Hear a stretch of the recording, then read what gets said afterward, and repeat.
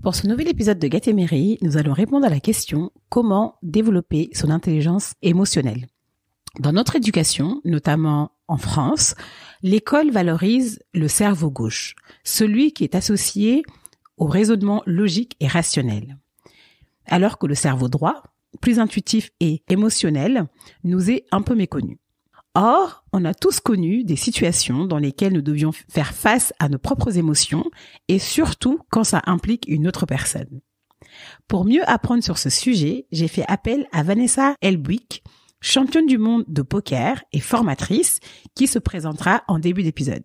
J'étais absolument ravie de revoir Vanessa parce qu'elle faisait partie de ma cohorte de mon premier TEDx. Mais je ne vous en dis pas plus et laisse place à ce nouveau tips de Gatémérie. Salut Vanessa! Salut Enger. Je suis ravie d'être là avec toi aujourd'hui. Moi aussi, trop contente. Trop bien. Est-ce que déjà tu peux te présenter pour nos auditeurs et nos auditrices? Oui, alors je m'appelle Vanessa Helbwich. Le plus important, c'est que je t'ai rencontré lors d'un TEDx et du coup, je suis super contente de te revoir, d'où mon sourire banane que vous pouvez entendre. Et donc, je suis spécialisée en langage des émotions et langage corporel, comme tu as pu certainement le constater. Et donc, j'ai fait ma boîte il y a 1 an à peu près. Et moi, j'accompagne les leaders sur ce sujet-là, en particulier sur les soft skills, mais particulièrement sur ça, pour qu'ils maîtrisent leurs émotions et puis qu'ils connaissent un peu mieux leurs collaborateurs pour qu'ils transmettent mieux. Donc voilà, on accompagne pour vraiment que ça soit une coopération massive. Donc inner source, open source, mais moi, je suis vraiment sur les émotions, les leaders.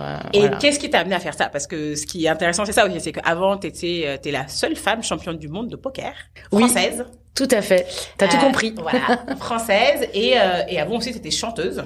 Donc oui. Je pense que tu vas peut-être nous donner des exemples aussi sur ton sujet de championne du monde de poker. Pourquoi on fait cet épisode ensemble? C'est qu'on m'a posé la question comment développer son intelligence émotionnelle. Et donc, j'ai naturellement pensé à toi. Qu'est-ce qu'une intelligence émotionnelle? Qu'est-ce que ça recoupe? Parce qu'on en entend beaucoup parler, mais qu'est-ce que c'est vraiment? C'est en fait ta propre maîtrise à toi, ton empathie aussi, comprendre celle des autres. Donc, en fait, c'est assez large parce que du coup, t'as ton propre self-control, ta propre maîtrise des émotions, mais t'as aussi comment comprendre un peu mieux les autres et interpréter tout ça. Donc, c'est vrai que moi, ce que j'aime bien, c'est que le panel est large, justement. T'as beaucoup de gens qui, en fait, peuvent me dire parfois, je suis pas terrible, par exemple, en self-control, mais je sais que intuitivement, j'arrive à vachement bien comprendre les autres ou inversement. Tu vois, moi, en l'occurrence, justement, en self-control, j'étais pas géniale, hein. Et voire, oui, en fait, je m'en foutais un peu. Je me disais, moi, de toute façon, je suis expressive, je laisse tout sortir. Et par contre, intuitivement aussi, justement, j'arrivais facilement à me mettre à la place des autres. En fait, je pense que j'ai une grande empathie, voire même une sympathie et une compassion. C'est pas forcément exactement la même chose, mais on va dire, moi, je ressens beaucoup les choses et je me mets à la place. Ouais. Voilà, je me mets à la place des autres. Même devant la télé, si tu veux, je pleure devant le Roi Lion. C'est les enfants à côté qui me consolent, quoi. Tu vois. Donc, merci. Mais moi, pas que devant le Roi Lion, même devant des pubs, tu vois. Et du coup, voilà, c'est pour ça que ça me plaît parce que c'est très vaste en fait. C'est pas que toi, c'est pas auto-centré, c'est aussi comprendre mieux les autres. Voilà, et se dire que c'est un miroir un peu. Ouais. Dans ta réponse, t'as dit le fait que avant c'était pas quelque chose que tu maîtrisais. Oui. C'est-à-dire c'est quelque chose qu'on peut développer. Oui. Qui n'est pas inné. C'est ça, j'en suis la preuve. Voilà. Parce que parfois les gens se disent moi je suis pas émotive, c'est comme ça, j'arrive pas, ou bien je suis trop. Oui. Comme tu le disais, mais il y a des techniques pour mieux se gérer soi-même, mais aussi mieux capter les émotions des autres. Oui, c'est ça. Effectivement, ça, je l'ai découvert un peu sur le terrain, moi, parce que au début, donc en tant que musicienne et chanteuse, j'étais quand même habituée à vouloir transmettre des émotions, mais sans forcément beaucoup de retenue. Alors bien sûr, il y avait quand même du self-control au niveau de la concentration, par exemple, avant de jouer un morceau, ce genre de choses, où quand même faut arriver à te mettre dans ta bulle. Mais sinon, sur le reste, voilà, j'étais pas forcément alerte sur tout ce qui dépassait de ça, et je faisais pas forcément très très attention. Alors bien sûr, tu fais un peu attention à ton image, tout ça, mais ce qui m'a vraiment, moi, mis le pied dedans par rapport à moi pour progresser, c'est au poker, parce que là, en fait, tu vois tout le monde faire la poker face, et au début, je me disais, dis donc, ils sont pas très joyeux, mais en fait, si tu le fais pas, tu vas vite te faire griller en fait. Donc du coup, moi au fur et à mesure des tournois, j'ai progressé sur ma poker face parce que sinon tout simplement on lit à travers toi comme dans un livre ouvert et du coup t'as perdu voilà. Donc on va dire t'es obligé de progresser là-dessus aussi et donc au fur et à mesure sans faire exprès en fait, moi je me suis rendu compte que j'arrivais de plus en plus à masquer les émotions que je voulais pas faire transparaître parce que l'idée c'est pas de masquer tout le temps tes émotions, tu vois, mais à un moment donné quand t'as pas envie de dévoiler quelque chose, du coup depuis je trouve ça super pratique quand même de pouvoir trigger, tu vois, genre on appuie sur un bouton et je fais la tronche. Ouais, hyper intéressant parce que tu vois là effectivement toi le mot poker face prend tout son sens avec toi parce que tu as joué au poker vraiment, tu vois. C'est ça. Ça prend vraiment son sens, mais tu vois par exemple quand tu fais une négociation salariale, oui. Quand tu dois t'es en face d'une personne où tu veux pas tout dévoiler justement que il y a un enjeu.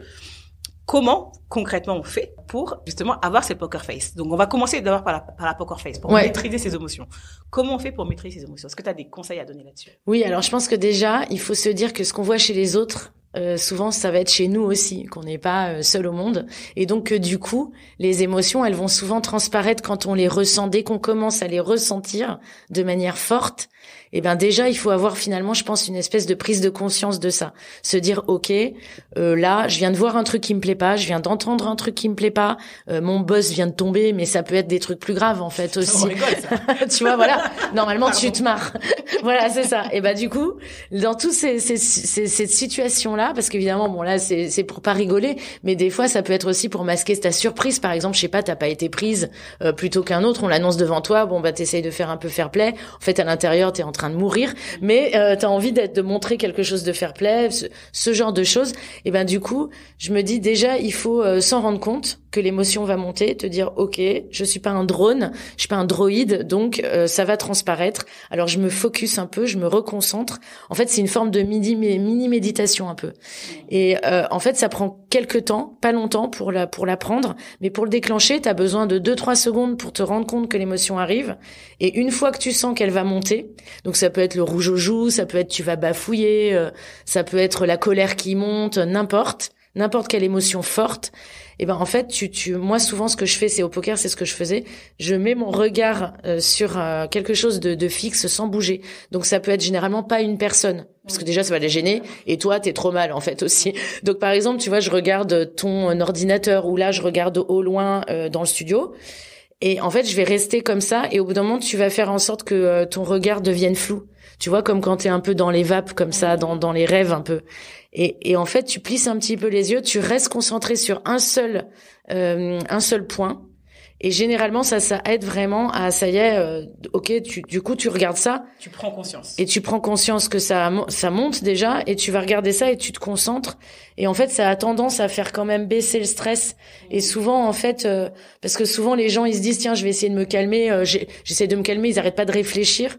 Et en fait, ça peut te faire stresser, tu vois, de dire, faut que je me calme, et tu te calmes pas du tout, quoi. C'est ce que j'allais dire, c'est qu'en fait, souvent, quand t'es dans ces situations-là, t'es tellement dans ta tête qu'en fait, l'émotion, elle t'envahit. Et là, du coup, tu perds contrôle. Et ça, j'ai déjà eu au piano, pour le coup, tu vois, tu commences à faire une fausse note. Et il y a un côté show must go on aussi, te dire, oh là là, j'ai fait une fausse note. Après, tu peux être sûr, tu fais 12 fausses notes. Donc, en fait, tu dis, c'est pas grave, tu t'essayes vraiment de faire le vide. Moi, je me dis même là, tu vois, rien que d'en parler, j'ai des frissons. parce que je me dis, c'est une manière de vraiment contrôler un moment de trac, de peur. Et en fait, tu te focuses vraiment, et à la place d'essayer de réfléchir, tu te dis poker face, c'est tout. Okay. Déjà, sentir qu'elle arrive, l'émotion. Sentir qu'elle arrive. Et après? Prendre conscience, et tout de suite après, tu te concentres, tu regardes un point fixe, tu bouges plus, et t'essayes de calmer ta respiration. En fait, automatiquement, tu vas te rendre compte que ton corps, en fait, parce que ton esprit est pas parti en vrille totale, ton corps, il va mieux, en fait, il s'apaise. Il régule tout seul. Et à la place que ça soit toi qui essaye, tu dis stop. Juste, voilà, moi je me mets sur un point comme ça. Pourquoi pas penser à un truc qui te fait plaisir, ou tu vois, tu regardes un point comme ça et je sais pas, tu penses à Tahiti, tu penses à tes enfants, mais ça va vraiment te faire baisser la tension. Et après, alors au début c'est plus difficile, bien sûr, mais après, franchement, moi en quelques mois, on va dire, alors que je jouais pas tous les jours non plus. Donc on va dire, je sais pas, au bout d'une dizaine de fois, maintenant tu m'appuies sur un bouton et je la déclenche. Et toi, tu as justement un trigger, parce que ça, c'est ce qui se dit. Par exemple, moi quand tu fais de la sophrologie ou truc comme ça, on te dit quand tu veux faire ressentir une nouvelle émotion, tu te fais c'est un truc d'ancrage, on appelle ça comme ça? Ouais, c'est une sorte de point de point de contact où tu vois, tu te touches les deux doigts pour justement rappeler une émotion particulière. Alors moi, je fais pas grand chose, mais généralement quand même, la première chose que je fais, c'est que déjà, je mets mes mains posées. En fait, parce que souvent, quand ton cerveau commence à déambuler comme ça, toi, ça se trouve, tes mains, elles vont devenir moites, tu vas commencer à avoir des gestes de réconfort, des gestes de malaise. Donc, les gens, ils vont le voir. Toi, tu vas voir qu'ils ont vu. Donc, voilà, ça part en cacahuète. Voilà, c'est un peu un truc en continu.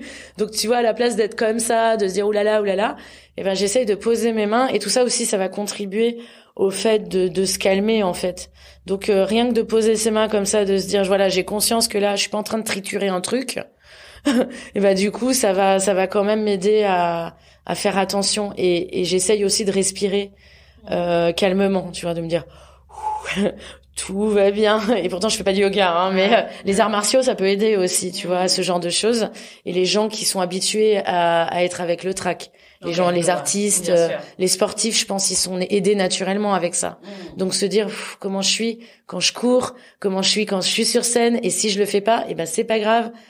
Je respire quand même, et la respiration va diminuer. Et là, tu vas te sentir mieux. Les joueurs de poker, nous, on voyait carrément limite leur cœur battre, tu vois. Les femmes, on voyait la poitrine, ça faisait jdong. Et les hommes, on voyait là, tu vois, la pomme d'Adam, gloops. Ouais. Et tu vois, en fait, que la personne, elle respire vraiment vite. Ouais. Là, tu te dis, il est pas très bien. Du coup, c'est une bonne transition pour son corollaire, parce que là, c'est comment je me maîtrise moi, mais comment je fais pour capter les émotions des autres. Parce que c'est aussi une forme d'intelligence, de se dire, tu te l'as dit en intro, comment faire pour comprendre l'autre à travers ses émotions. Oui, alors, je pense qu'en fait, les deux aident. C'est-à-dire que finalement, ceux qui me disent, je suis que là, en fait, t'as déjà une clé. Parce que si tu y arrives pour toi, tu vas voir quand les autres luttent avec eux-mêmes. Et puis, si tu arrives pour déceler les autres, tu peux dire aussi, je vois ce que ça fait. Donc, au moins, déjà, t'as pris conscience et tu veux mieux faire. Je pense, il y a ça. Il y a le fait de vouloir progresser, finalement, là-dedans. Je pense qu'il est très important. Et comme tu disais tout à l'heure, tu sais, il y a des gens qui pensent que, finalement, non, ils sont pas empathiques, donc c'est foutu. Ou des gens pensent ça, d'autres personnes te disent ce manager-là, c'est mort, lui, il n'y arrivera jamais. Mais en fait, pour moi, ça s'apprend comme une hard skill, quoi. C'est comme apprendre l'anglais. Pour moi, c'est une langue, j'allais dire nouvelle, mais en vrai, c'est la première que t'as, de toute façon, au début de ta vie, et des fois, c'est la dernière à la fin de ta vie, en l'occurrence. Donc, du coup, c'est souvent notre seule manière de communiquer avec les enfants, mais avec les animaux aussi. Donc, on a ça en nous. Et je pense que du coup, faut pas sous-estimer notre force là-dedans, en fait. Et que du coup, c'est juste une manière de un peu mieux observer. Moi, j'appelle ça l'observation active. Bon, je suis pas la seule, faut dire. Ça vient de Paul Ekman à la base. Mais c'est un moment où, en fait, tu vois qu'il se passe quelque chose chez quelqu'un. Tu vois, l'idée, c'est pas tout le temps être comme ça, à enquêter. Mais de se dire, tiens, il me sort un truc bizarre, là. Ça peut être, évidemment, autre chose qu'un bluff, C'est pas forcément les personnes te mentent tout le temps. Mais c'est genre une phrase que t'attendais pas. En fait, soit tu connais la personne et c'est trop bizarre ce qu'elle vient de te dire, soit tu la connais pas mais il y a une espèce de hic et en fait c'est ton instinct qui va se dire tiens, il y a un truc vraiment que j'aimerais un peu creuser, voilà, c'est ça. Et là, en regardant bien, là, tu peux commencer à décortiquer un petit peu. Tu peux voir que les gens, forcément, comme on se disait tout à l'heure, quand il y a du stress, quand il y a des trucs où ils sont pas très à l'aise, il va y avoir des signes de ça. Et quels que soient leurs mots, le langage corporel, on le maîtrise un peu moins, on fait moins attention. Donc du coup, moi, c'est vrai que j'essaye un peu de baisser le son, de me dire le chant des sirènes, ok, on connaît, tu vois. Et du coup, tu coupes le son à la télé, par exemple, je coupe vraiment le son pour regarder juste le comportement. Donc évidemment, en live, tu peux pas éteindre une personne, mais tu peux quand même essayer de te mettre encore une fois dans ta bulle et de regarder au-delà des mots. Et là, je trouve qu'il y a vraiment des choses qui transparaissent aussi, tu vois. C'est presque la goutte. Tu vois, qui perlent. En vrai, tu peux la voir. Tu peux voir des yeux s'agrandir quand ils ont peur. Tu peux voir tous les signes de réconfort quand on n'est pas bien. Franchement, on les voit très fort. C'est des signes, tu vois, où tu vas commencer à te caresser les bras. Ça peut être juste te caresser les joues, les cheveux. Les hommes, ça peut être la barbe. Et en fait, ça, tu peux le faire de manière longue. Tu vois, genre longtemps comme ça, le bras comme ça. En fait, t'es pas bien pendant un quart d'heure, quoi. Ouais. Mais tu peux faire aussi au poker, ça je savais même pas que ça existait avant. Tu peux le faire en moins d'1 seconde. Et ça, c'est des micro-expressions. Ouais. Et là, pour le coup, ça t'en apprend lourd sur la personne parce qu'en fait, c'est irrépressible et tu peux pas les imiter.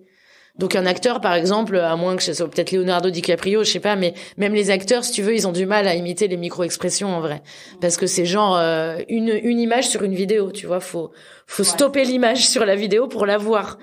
Mais quand tu commences à les voir, les micro-expressions, bah franchement, tu te dis, ok, il peut me dire ça. Mais en fait, son corps me dit autre chose, par exemple, tu vois, ou m'en dit plus. Tu peux voir beaucoup, voilà. Alors, c'est pas forcément que ça te dit autre chose que ces mots, mais ça peut t'en dire plus, tu vois, quelqu'un qui dit bon, ça va à peu près, et que tu vois qu'en fait, ça va pas du tout, par exemple.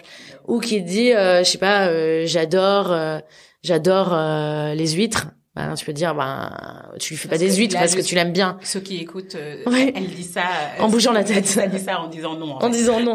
C'est des trucs logiques, en bien fait, sûr. hein. Mais c'est juste que il faut se resensibiliser sur le fait de le voir, en fait. Ouais. Je pense, ouais, c'est ça. Imagine, je pense que j'ai aucun langage émotionnel. Qu'est-ce que tu me donnerais comme conseil pour le développer? Pour toi-même ou pour voir sur les autres? Les deux. Les deux. Ben, je pense que déjà le premier truc, c'est prendre conscience que du coup tu en as en fait, parce que tu es un animal entre guillemets un peu évolué. Donc normalement tu en as, tout le monde en a, et donc faut se dire que t'es pas mauvaise en fait là-dedans et qu'il faut juste travailler un petit peu ça.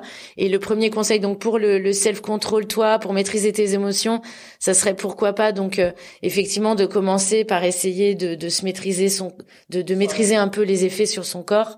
Et voilà, de pas t'emballer avec ton cerveau, te dire tiens, je sais que j'ai tel ou tel tic, donc tu vas travailler sur ça en premier. Si par exemple tu tritures ta bague, ben tu poses ta main, et à force, franchement, tu vas y arriver, tu vois, avec la volonté effectivement, mais pas la réflexion sur le moment. Et pour les autres, je dirais encore une fois aussi, de comme pour soi-même, tu vois, de se dépasser aussi, en se disant je peux voir plus, quoi. Je crois que ça existe. Je sais que ça existe. Et il y a des gens qui le font. Donc, j'en suis capable aussi. Donc, je peux le voir aussi. Mais après, si tu le vois chez les autres, il y a le voir et il y a aussi qu'est-ce qu'on en fait derrière. Oui. Et alors ça, c'est dur d'ailleurs. Parce qu'au début, moi, je voyais... Je te pose que des questions dures, Vanessa. C'est vrai. Non, parce qu'au début, tu sais, tu te dis, bon, alors j'ai vu ça. Par exemple, je sais pas, t'as vu qu'il était mal à l'aise, mais tu sais pas pourquoi, en fait. Oui. Donc, tu te dis, alors, qu'est-ce que ça veut dire? Et en fait, je trouve qu'il y a une progression là-dessus, parce que en fait ton instinct peut te dire un truc déjà, après il y a un geste que tu as vu, ça peut te donner un autre indice, mais je pense que ça pour le coup c'est l'entraînement, et il y a le fait d'oser se lancer aussi dans ton interprétation. Et finalement il y a des gens, je trouve que c'est un truc que font beaucoup les enfants, de réagir à l'instinct et tout. Adultes, on est plus dans l'analyse, mais en vrai des fois t'as pas le temps d'analyser. Et du coup, je pense qu'il y a le fait de oser écouter un peu plus son instinct, se dire, OK, ça, je pense que, en fait, ça veut dire ça. Il a dû vouloir dire ça. Et puis, si tu te trompes, bah, c'est pas très grave parce qu'en vrai, tu vas normalement pas vraiment lui dire. Tu vas essayer de le faire. Tu vois, là, on est comme dans la vie, c'est pas le poker. Tu vas plutôt essayer d'être bienveillant avec lui. Tu vois, par exemple, je sais pas, t'as vu un timide dans la salle. Tu penses qu'il est timide. Bah tu vas pas lui dire viens sur l'estrade, venir avec moi faciliter un truc.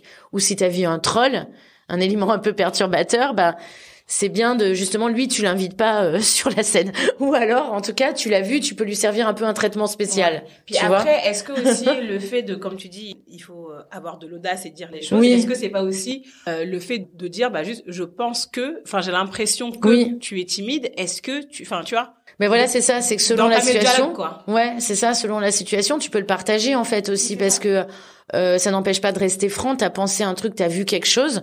Soit tu dis rien parce que voilà, ça peut être par bienveillance aussi, mais tu te fais confiance quand même et tu te dis ben voilà, ça va quand même m'aider à prendre une décision. Soit carrément tu partages ce que t'as vu, bah écoute, j'ai l'impression que le projet te plaît pas tant que ça par rapport à ce que tu me dis. Bah, je pense que ça c'est ou j'ai l'impression que tu aimerais changer d'équipe. Ouais. Et puis tant pis si tu t'es planté, en fait la personne elle t'en tient pas forcément rigueur, si jamais de toute façon elle voit que c'était par bienveillance ou quoi, que tu lui amènes pas le truc, tu vois, en mode je vois que tu me mens, tu vois. Et donc là elle voit que c'est pas contre elle, et puis si c'est un truc un petit peu délicat, limite ben de toute façon peut-être t'attends pour lui dire, ou tu lui dis pas. Mais tu te fais ta propre opinion et puis tu vois après si tu t'es planté ou non. Moi, j'aime bien me lancer et me dire, de toute façon, si dans 20% des cas, je me plante, eh ben c'est pas grave parce qu'il y a 80% des cas où ça va me faire prendre des bonnes décisions. Donc au début t'es peut-être pas à 80, mais même si t'es à 50-50, tu vois, ben ça c'est mon côté joueuse de poker, hein, les stats. C'est ça. Je vois ça, on est vendredi matin. 49, 51, non, mais tu vois, tu peux te dire, ben je me plante, c'est pas grave, ça, tu vois, la terre tourne encore. Et du coup, je vais quand même progresser parce que je vais me rappeler aussi toutes les fois où je me suis pas plantée. Et du coup, ça va me pousser à me dire, OK, allez, soyons fous, je pense que ça veut dire ça, tu vois. En gros, tout ce qu'on se dit, c'est quand même une histoire d'adaptation en réalité. Ouais. S'adapter à soi. Enfin, c'est ça. Il y a une émotion qui arrive, comment j'arrive à m'adapter à cette émotion, et à l'autre, à l'accepter, à l'accueillir et à l'autre. Ouais, c'est ça. Et ça te permet moi je trouve d'avoir des clés pour mieux anticiper, mieux devancer. Et donc, du coup, forcément, quand t'as anticipé pour toi ou pour les autres, bah, ça te permet effectivement de t'adapter mieux. Tu sors pas de l'œuf, en fait. Toi, t'as déjà vu le truc, tu vois. Avant que la personne te dise, je suis pas bien, bah, t'as vu qu'elle était pas bien. Ou avant de sentir toi-même que t'allais réagir un peu bizarre, tu le sais, tu te contrôles. Donc, pour moi, c'est un peu un temps d'avance, tu vois. Trop bien. Bah, merci pour tous ces insights. C'est hyper intéressant et je pense que ça va aider les auditeurs.